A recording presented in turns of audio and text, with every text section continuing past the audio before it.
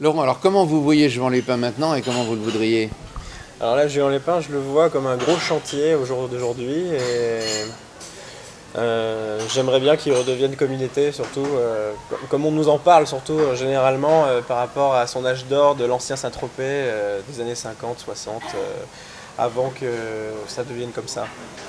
Alors comme il ne s'agit pas de copier Saint-Tropez, puisqu'après tout vous avez l'antériorité, qu'est-ce qu'il faudrait faire ici à votre avis?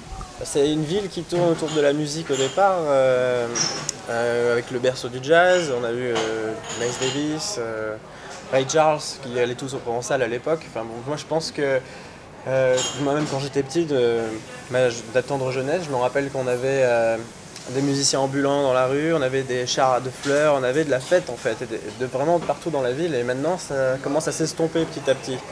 Donc l'idée ce serait d'arriver à motiver les gens, surtout parce que la plupart des gens de ma génération s'en vont de Juan-les-Pins par rapport à ça, quoi, par rapport à ce qui se passe. Et entre jeunes, vous seriez capable de la créer, la fête? Ah bah oui, mais si on nous donne les moyens, nous on organise la fête, il n'y a pas de problème. Le problème c'est qu'on nous empêche la plupart du temps de faire quelque chose. Parce que Juan-les-Pins c'est devenu une ville où il ne faut pas faire grand chose.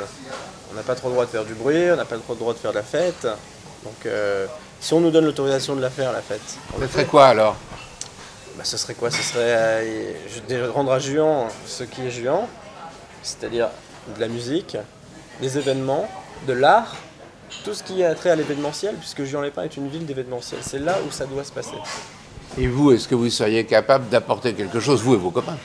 Bah, moi et mes copains, j'ai un groupe de musique, donc on pourrait organiser de la musique à Juan, puisque mine de rien, on est un groupe qui tourne partout en France. Sauf ici, parce qu'ici il n'y a aucune salle, il n'y a aucune structure pour accueillir des groupes. Et il n'y a même pas l'envie de les accueillir. Alors peut-être oui, de temps en temps, on avait fait un concert à la médiathèque d'Antibes, mais la question c'est pas Antibes, c'est Juan-les-Pins. À Juan-les-Pins, il n'y a rien pour accueillir des groupes, à part lors du festival de jazz, et la scène est quasiment inaccessible. Donc ce serait déjà dans un premier temps rendre accessible cet espace.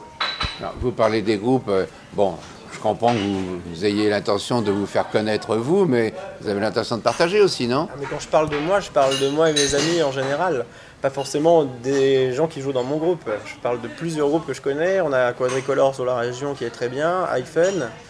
Il y a tellement de groupes qui sont pas mal, quoi. Ils demandent que ça, d'avoir des endroits où s'amuser. Le problème d'ici, c'est qu'il y a l'envie, mais qu'on ne donne pas les moyens de le faire.